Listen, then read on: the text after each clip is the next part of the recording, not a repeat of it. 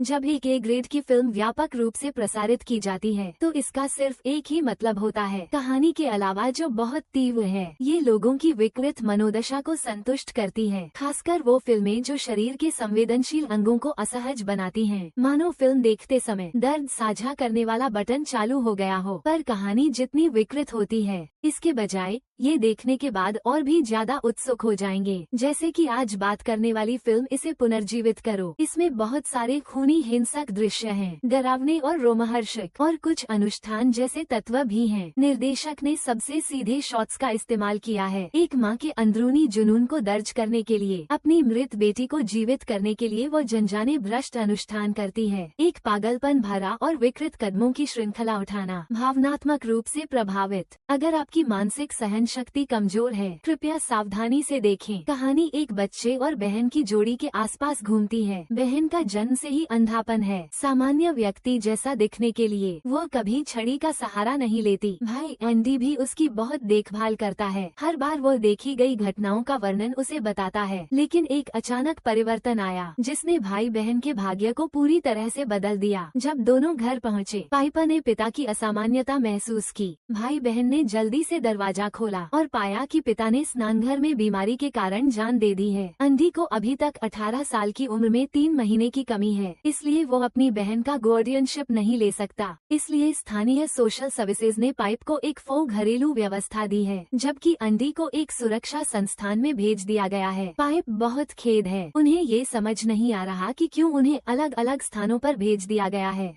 Wendy ने कहा कि लारा ट्रोबलसम टीनेजर्स को ग्राहक नहीं बनाना चाहती है। फिर पाइप ने ये समझा, भाई 8 साल की उम्र में कुछ परेशानियों में फंसा था। एंडी ने वेंडी को वादा किया, अगर बहन से अलग नहीं हुए तो वो 3 महीने अच्छे बच्चे की तरह व्यवहार करेगी। आखिरकार वेंडी ने उसकी गुजारिश मान ली और दोनों भाई बहन को पोषण परिवार में भेज दिया। काफी दूर तक गाड़ी चलाने के बाद वे लारा के घर पहुँचे। एंडी ने ध्यान नहीं दिया। जमीन पर सफेद पाउडर बिछा हुआ था और इस समय रचना का अजीब तरीका भाई बहन को फंदे में फंसा दिया है, इसका संकेत दे रहा है। बच्चों को आते देखकर लाओ ला ने गर्मजोशी से स्वागत किया। उन्होंने एक समूह फोटो खींची, लेकिन जानबूझकर एंडी को ढक लिया। ऐसा देखकर एंडी को बहुत शर्म आई। लाओ ला ने मरे हुए कुत्ते का परिचय भी दिया। कुत्ते का टैक्सीडमी किया गया था। ये बात आगे की कहानी के लिए भी महत्वपूर्ण है। बातचीत में पता चला कि लाओ ला की बेटी केसी का जन्मदोष से अंधापन था। वो पानी में डूबकर मर गई थी और लाओ ला 20 साल से कल्याण संस्थान में काम करता है। वो एक बहुत अच्छे मनोवैज्ञानिक सलाहकार भी हैं। जब लाओ ला फोन पर बात कर रहे थे, भाई बहन ने पीछे वाले आंगन का दौरा करने का फैसला किया, लेकिन गलती से बिल्ली को बाहर छोड़ दिया। एंडी ने हैरानी के साथ देखा, एक गर्मी से परेशान लड़का बिल्ली को लिए हुए पूल के बीच में खड़ा था। बिल्ली की तेज चीख ने लाओ ला का ध्यान भी आकर्षित किया। वो तुरंत आगे बढ़ी और लड़के से बिल्ली को छीन लिया और पूल की सीढ़ियों पर केस है अंकित था। जाहिर तौर पर उसकी बेटी का दुर्घटना स्विमिंग पूल में हुई थी और गर्मी से पीड़ित लड़का ओली, जो लारा के दत्तक बच्चे में से एक है, जब से वो पालक परिवार में आया है, बोला नहीं है। उम्मीद है कि भाई बहन दोनों उस पर ज्यादा दबाव नहीं डालेंगे। उसके चेहरे का वर्णन पूछते हुए, तुम क्या कर रहे हो? बहुत प्यारा है।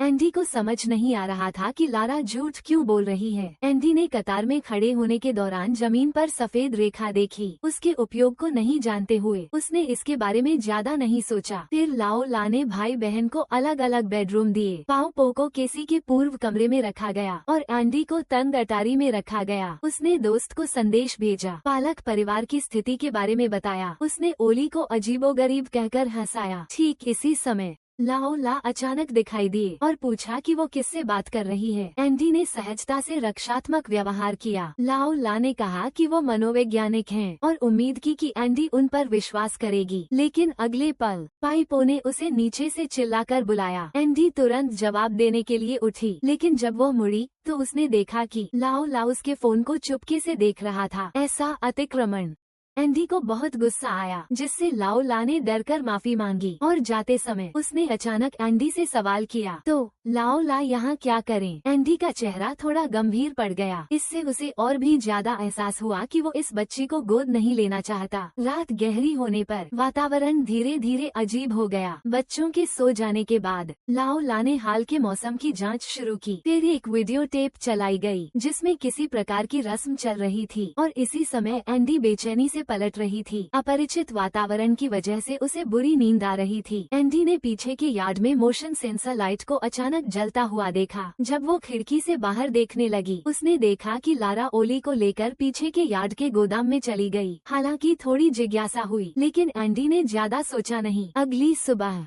जीजू पूल पर आए और पेंट से एक निशान बनाया, जिससे बारिश के पानी के स्तर को माप सकें और आगे के समारोह की तैयारी कर सकें। जबकि एंडी नींद से जागे और पाया कि उसने रात में गलती से पैंट में पेशाब कर दिया है। ऐसे लक्षण जिस व्यक्ति को अभी प्रौढ़ता की ओर जाना है उसके लिए स्पष्ट रूप से असामान्य है। एंडी भी धीरे धीरे चिंता में डूबने लगा। पिता की अचानक मृत्यु ने उसे बाथरूम से डर लगाने दिया और आज पिता को दफनाने का दिन है। लारा ने जानबूझकर ओली को कमरे में ताला लगाया, फिर बच्चों को साथ लेकर अंतिम संस्कार में पहुँचे। एंडी कभी भी पिता की ओर सीधे न नहीं उठाया, बस पाइप को बताना है। पिता का चेहरा बहुत शांत लग रहा है। अंतिम संस्कार समाप्त होने पर लाओ राहुल को शव के पास ले आओ। उसने एंडी के पिता के बाल काट दिए और उन्हें चुपके से अपने बैग में रख लिया। फिर वो एंडी के पास गया, जो उसे अपने मन की छाया से जूझने की कोशिश कर रहा था, क्योंकि उसने अभी पता लगाया है एंडी ने अपने पिता को आखिरी बार नहीं देखा। उसने कहा, तुम उसे ये करने नहीं दे सकते क्या? जाने दो, अच्छे से नहीं कहा। ठीक है, ये तुम्हारा आखिरी दिन है जब तुम उन्हें देख सकते हो। क्या तुमने उन्हें नहीं देखा? तुम कहते हो कि वो ठीक लगता है। कुछ लोगों का मानना है आकाश शरीर पर, मृत्यु शरीर पर। अगर ये सच है, वो वहाँ रहेगा और स्थानीय परंपराओं के अनुसार परिवार को भतीजे से विदा का चुंबन लेना चाहिए। तीव्र मानसिक संघर्ष के बाद एंडी ने हिम्मत जुटाई और अपने पिता की छम चूमी। इसी बीच ओली ने अचानक कांच तोड़ दिया और पीछे के आंगन में भोजन ढूंढना शुरू किया। वो भंडार खाने के लोहे के दरवाजे पर पंख फड़फड़ाया। अंदर कुछ गुप्त रहस्य छुपा हुआ प्रतीत होता था। अंतिम संस्कार में शामिल होने के बाद भाई बहन का मन विशेष रूप से भारी था। लाओ ला ने उन्हें धीरज बंधाया। अंतिम संस्कार में सिर्फ दुख ही नहीं होना चाहिए, शायद थोड़ा मजा करके आराम किया जा सकता है। इसलिए लाओ ला ने एक जोशीला पार्टी आयोजित किया और विभिन्न पीने के खेल खेले। बच्चों ने पूरी तरह से अपने आप को छोड़ दिया। शराब के 3 चक्र बाद जब पैट ने सोने के बाद एंडी ने लारा को अपने दिल की बातें कही। दोनों ने सहयोगी बैठक के रूप में अपने अपने दुखद अनुभवों को सुनाया। लारा ने अपनी बेटी कैसी की अंतिम संस्कार के बारे में बात की। दफनाव के बाद उसने कभी छोड़ना नहीं चाहा। ऐसा महसूस हो रहा था जैसे उसने अपनी बेटी को छोड़ दिया हो। लाओ रा ने कई दिनों तक कब्रिस्तान में बिताए, सिर्फ अपनी बेटी के पास होने के लिए। वो केसी की मृत्यु को कभी स्वीकार नहीं कर पाए। लाओ रा की कहानी सुनकर एंडी ने अपने अनुभव के बारे में बात की। उसके और उसके पिता के बीच सिर्फ शूटिंग के बारे में बात करने पर ही बातचीत होती थी। छोटी बहन ही घर की छवि थी। लो ने आत्मा की ताकीद की, क्योंकि ईर्ष्या से तुमने उसे मारा था। एंडी ने स्पष्टीकरण नहीं दिया, प्रेम की छिपी हुई बातों को आगे बयां किया। जब पिताजी और फोटोग्राफर की मां ने एक नया परिवार बनाया तो उन्होंने अपनी सारी प्रेम को उन दोनों को दे दिया। एंडी अक्सर स्कूल में परेशानी उठाता था। पिताजी की ध्यान की इच्छा के साथ प्राप्त किया जा सकता है, लेकिन घृणा है। फोटो तोड़ने से बचने के लिए पिताजी हर बार नहाने का पानी चालू कर देते थे और अंडी को बहुत जोर से मार देते थे। मारने के बाद अंडी एक समय के लिए गुम हो गए थे। ऐसा अनुभव वास्तव में बहुत खराब था, लेकिन भले ही पिताजी गुस्से में हों, उन्होंने कभी फोटो तोड़ना नहीं दिया था। यह एंडी के दिल को बहुत असंतुलित कर देता है। एंडी की प्रताप सुनकर पुरानी राकेश ने यह फैसला किया कि वो भाई बहन के संबंधों को खराब करेगा। रात की गहराई में वो चुपचाप एंडी के कमरे में गई। जब उसने सुना कि वो सो गया है, पुरानी राकेश अकेले बाथरूम में गई और अपनी चाहत से एक बड़ा प्याला अपनी मूत्र भर लिया। फिर उसने इसे एंडी के गैरेज में डाल दिया और एंडी के मोबाइल को अनलॉक कर दिया। उसने छुपकर लिए गए फोटो को हटा दिया। लेकिन अगली पल पीछे के बाग में बिल्ली की चीख सुनाई दी। ओली फिर से बिल्ली को गले लगाकर स्विमिंग पूल के बीच खड़ा था। लोला ने तुरंत उसे घर के अंदर ले आया। वो जानती थी कि ओली बहुत भूखा है, लेकिन अभी समय नहीं आया है। ओली अचानक लोला की ओर मुड़ गया। उसके पीछे की धोखनी शुरू से ही गड़बड़ाने लगी। नल कुछ भी समझ नहीं आए खुल गया। लोला दर्पण के माध्यम से हैरानी से देखता है। ओली की आंखें लाल हो गई हैं और उसके मुंह से बिल्ली की तरह आवाज आ रही है। ऐसा होने का कारण क्योंकि उसने बिल्ली का एक हिस्सा खा लिया था। जब अंधी दूसरे दिन सुबह जागा, उसने खुद को पैंट में चीर देखा। उसे रियायत के साथ धोने के कमरे जाना पड़ा। पुराने लार लंबे से इंतजार कर रहे थे। अंधी ने फिर से घूमकर चल दिया। पुराने लार ने जानबूझकर मदद करने का इरादा जाहिर किया। वो थोड़ी देर में पापे को बाहर खरीदारी के लिए ले जाने वाली थी और विशेष रूप से एंडी पर नजर रखना और ओली को देखना, कभी भी कमरे से बाहर न जाने देना।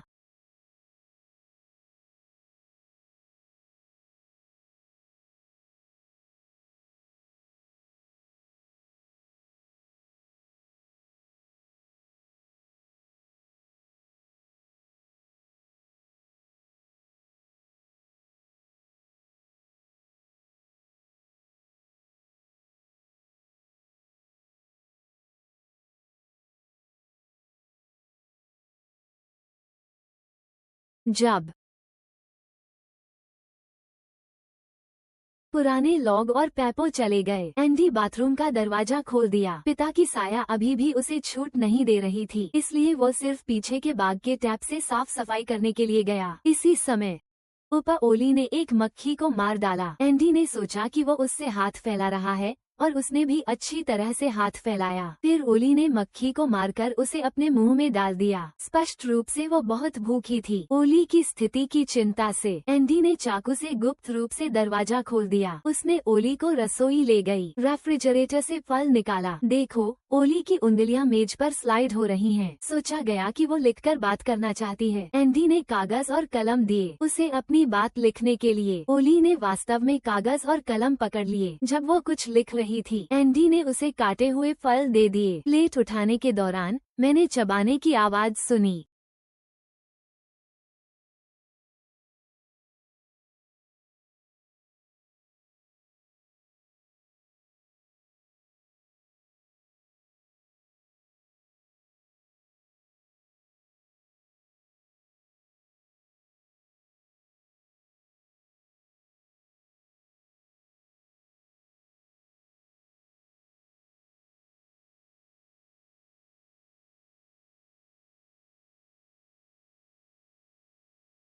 ओली की शारीरिक स्थिति अभी भी, मुझे लगा कि वो लिखकर संवाद करना चाहती है।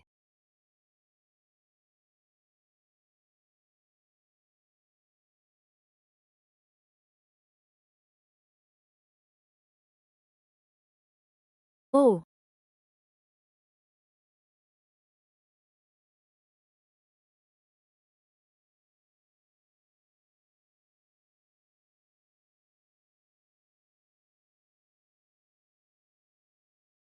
उस समय ओली घर लौट आई। आगे का अंधकार ओली को बहुत गुस्सा रहा है। वो जल्दी से ओली को घर के अंदर ले आती है। एंडी विशिष्ट रूप से अभी भी पहले की घटना से सामना नहीं कर पाया है। जब तक वो शांत नहीं होता तब तक नहीं पता चलता। ओली ने कागज पर अपना वास्तविक नाम लिख दिया है, लेकिन एंडी शब्द का अर्थ नहीं समझ पाता। इसी बीच पुराने राम ने वीडियो टेप चलाया। ओली को शांत करने का प्रयास कर रहे हैं। ओली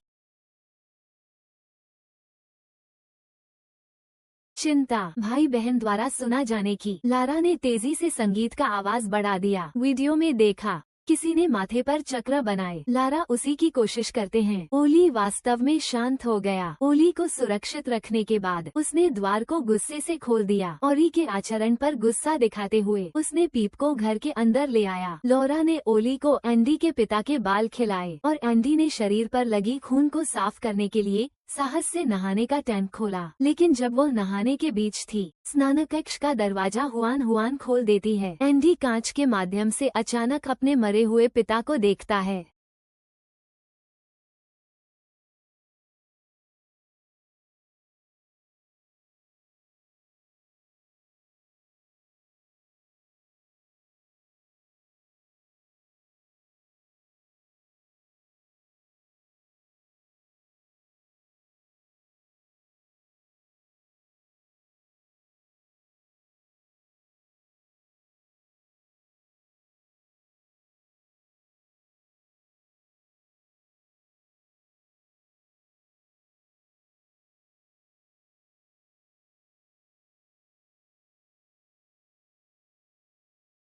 अस्पताल भेज दिया गया। बाहर ठीक उसी समय भारी बारिश शुरू हो जाती है। पिता के अभी तक के शब्दों को स्मरण करते हुए एंडी अपनी बहन की सुरक्षा के बारे में चिंतित हो जाता है, लेकिन डॉक्टर उसे अकेले चले जाने की अनुमति नहीं दे सकते और यह भारी बारिश पुराने राहुल को आशा देती है पूल को पूरा भरने में बहुत समय लगेगा। फिर लॉर्ड पिप को केशी की मौत से पहले की वीडियो दिखाई और उन्होंने अपनी बेटी का वर्णन किया। उनके शब्दों में केशी के प्रति गहरा स्नेह था। फिर लॉर्ड ने अस्पताल में एंडी का दर्शन किया। वो उत्सुकतापूर्वक अपनी बहन की जानकारी पूछने लगी। लाओ ने कहा कि वो बहुत सुरक्षित है और एक बोतल बॉडी स्प्रे लेकर आए हैं जो उसकी बहन ने उसे उपहार में दिया है।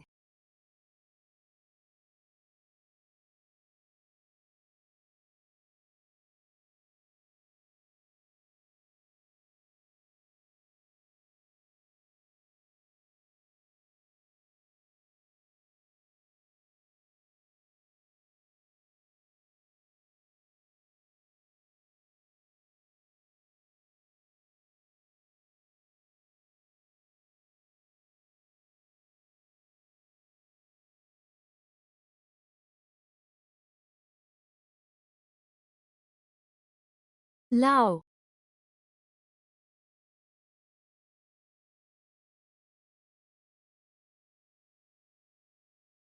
घर लौटी।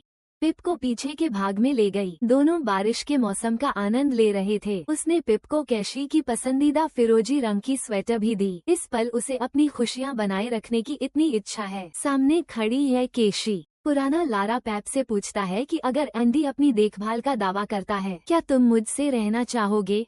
पैप इसे ठुकरा देता है और कहता है कि वो सप्ताहांत को उसे देखने आएगा। पुराना लारा कुछ देर चुप रहता है और कहता है कि उसे एक चीज दिखानी है। फिर उसे फ्रीजर के पास ले गए, उसके अंदर की चीजों को छूने को, और फ्रीजर में शरीर रखा हुआ केशी का था। कैमरा घूम गया। बड़े लारा बारिश में अदी को निकालने आए। घर लौटकर अदी बीमारी से भगने के लिए बहन की कमरे में गया। खुशी है कि पाइप में कोई दुर्घटना नहीं हुई। इस रात में लाओ ओली को समझाते हुए वीडियो के एजेंट की संस्कार की प्रक्रिया सीखते हैं। उसका मतलब लगभग ये है, ओमो द्वारा नियंत्रित ओली पहले केशी के शव को खाएगा, फिर केशी की मौत की तरह पाप को डूबोगा, फिर ओली पाप को शव का खून और मांस खिलाएगा। आत्मा पाप के शरीर में चली आएगी। इससे केशी को जिंदा कर दिया गया और ओली की पुनर्जीवन संस्कार में कोई फर्क नहीं पड़ा। अब उन्हें भाई बहन के बीच विवाद उत्पन्न करना है और एंडी को दूर करने का तरीका ढूंढना है। लॉरा ने एंडी की समान शरीर स्प्रे का इस्तेमाल किया। फिर पाइप की बेडरूम मरे आया। अगली सुबह जब वह जागा, एंडी ने अपनी बहन की आंखों के चारों ओर को देखा।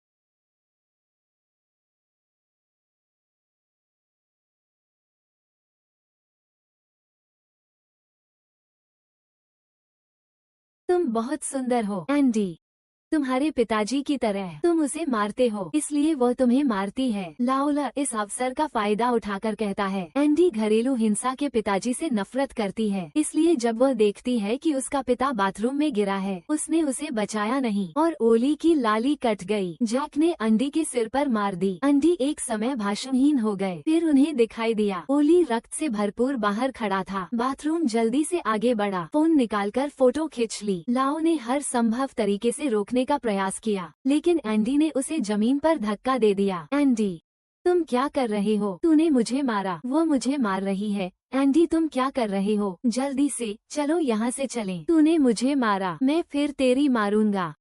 मैं तुझे सुरक्षित रखना है। लाओ, तू कैथी को सुरक्षित रख और मार मुझे। तू मुझे मार।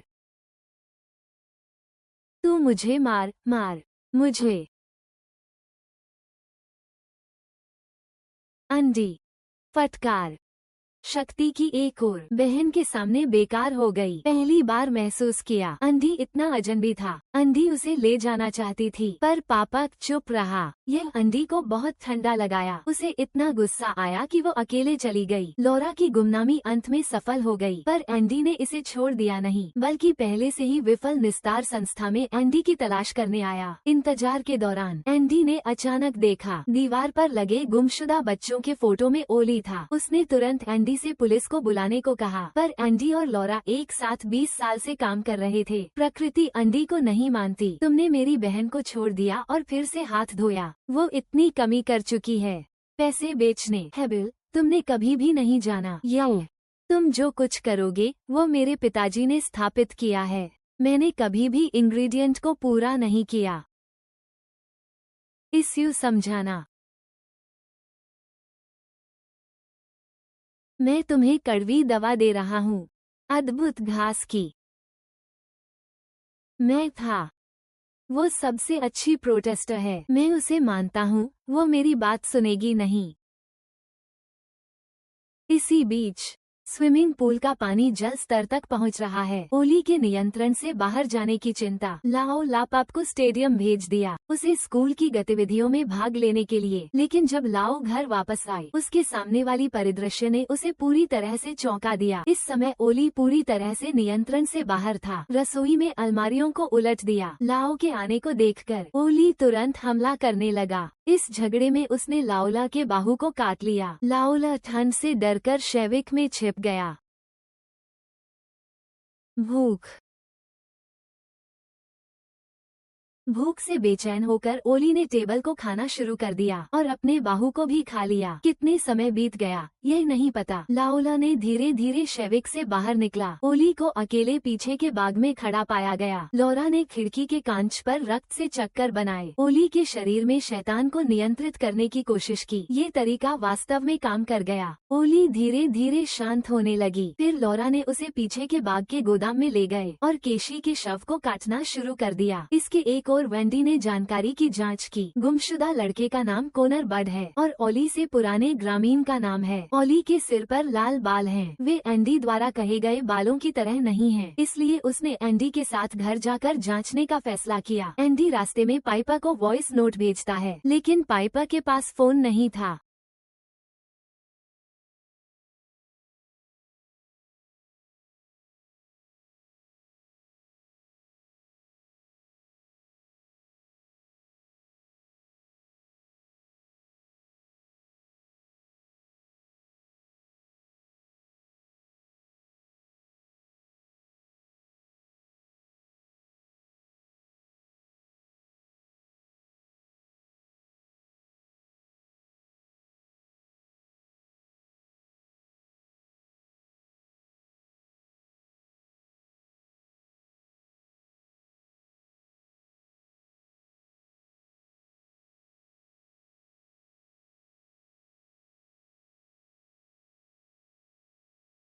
ये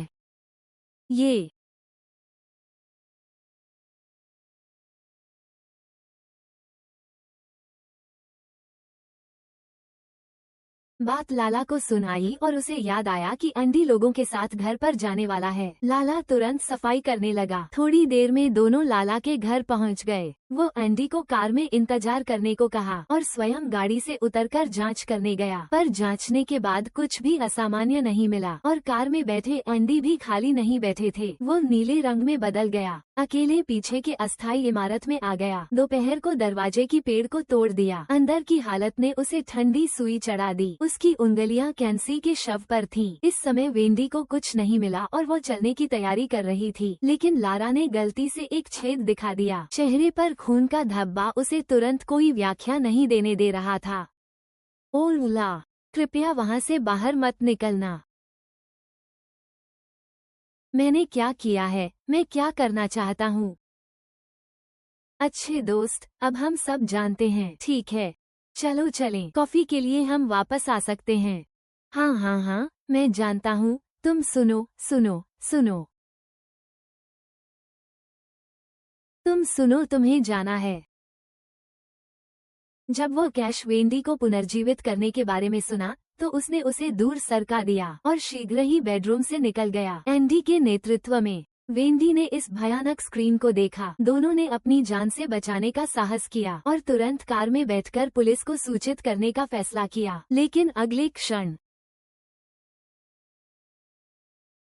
केशी को जिंदा करने के लिए पुराने राह तर्क से बाहर चले गए। वेंडी तुरंत मारी गई। एंडी भी जमीन पर गिरकर अंतिम सांस ले रहे थे। आखिरकार पुराने राह ने क्रूरतापूर्वक उन्हें टैंक में डुबो दिया। जब तक एंडी नहीं छोड़ने लगे, कैमरा फिर से बदला। स्विमिंग पूल का पानी के स्तर तक पहुंच गया। पुराने ला स्टेडियम आते हैं पीपो को घर ले जाने के लिए, अगली संस्कार की तैयारी करने के लिए। लेकिन घर में जल्द ही प्रवेश करने पर वेंडी का मोबाइल अचानक बजना शुरू हो जाता है। पुराने ला अपने मोबाइल की ध्वनि बदल दी है कहकर झूठ बोलते हैं, फिर फोन उठाने का नाटक करते हैं। इसी बीच पीपो को एंडी की ऊपर से चिल्लाहट सुनाई देती है, पाइप एंडी,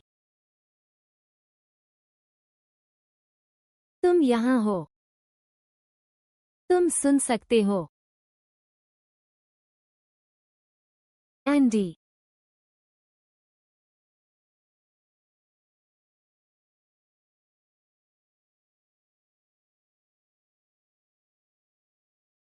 नमस्ते शिक्षक। नमस्ते। पाइप अब संशयग्रस्त हो गया है। वो चतुराई से पूछती है कि लारा किस रंग की बात कर रही है। लाल, हरा, क्यों? पर वो तो स्पष्ट रूप से छुआ था। ओली का सिर बालों से रहित था। स्पष्ट रूप से लारा झूठ बोल रही है। पाइप तेजी से घूमकर भाग गई और अपने आप को बाथरूम में लॉक कर दी। फर्श पर एंडी की मौजूदगी का एहसास हुआ। वो टूथ ब्रैकेट छूकर यकीन कर ली कि शिकार एंडी ही था। पाइप को खेद हुआ। उसे खेद था कि वो तब एंडी को नहीं माना था। लारा ने बाथरूम का दरवाजा कुंजी से खोल दिया। पार्टी ने सच्चाई को पता लगाया है। इसे देखकर लाउला अब छद्म रूप छोड़ देता है और पाइप को आगे की योजना के बारे में सब कुछ बता देता है।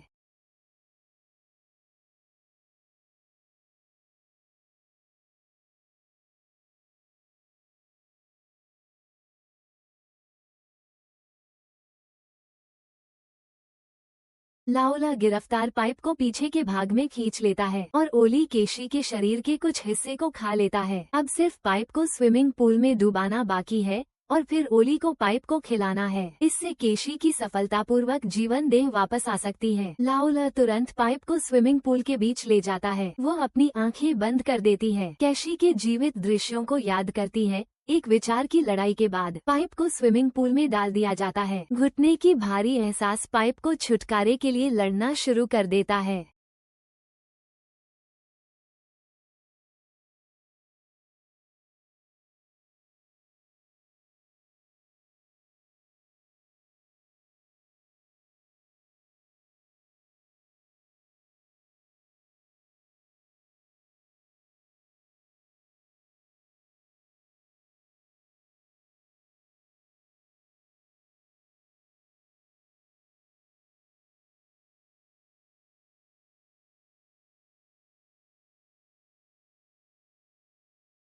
ये लंबे समय से देखी गई माँ लारा को थोड़ा सा विनय वापस लाती है और उसे केशी के डूबने का दृश्य याद आता है। उस समय उसने छुटकारे की कोशिश की, लेकिन उसने अपनी बेटी की जान बचाने में नाकाम रही। लेकिन अब माता के रूप में एक निर्दोष बच्चे को डुबोना पड़ता है। सबसे अंत में लाओजी का धर्म बुराई को हरा देता है। पिपो को गले लगा लेता है। पिपो अपनी जूटी से छुटकारा पाकर अकेले किनारे लौट आता है। फिर भागने की कोशिश कर रहा था, लेकिन ओली पीछे से दिखाई दे गया। पाया एक मार लगाकर थोड़ी देर के लिए बंद। ओली को जमीन पर गिरा दिया, फिर बंद नहीं होकर पीछे की दरवाजे से भाग गया। गुजरते गाड़ियों ने उसे बचाकर ले गए, जबकि ओली एक चटका खाकर खून निकलने लगा। फिर धीरे धीरे सामान्य होने लगा। घर के आसपास की सफेद रेखा पार करना, शरीर का दर्द उसे बहुत तकलीफ दे रहा था। फिल्म के अंत में लारा गोदाम में आता है, सब कुछ समाप्त करने का फैसला करता है। वो अपनी बेटी का शव स्विमिंग पूल में डाल देता है। रात का अंधेरा छा गया। पुलिस जगह पर पहुंच गई। ओली को फिट फाड़ कर ढूंढ लिया गया।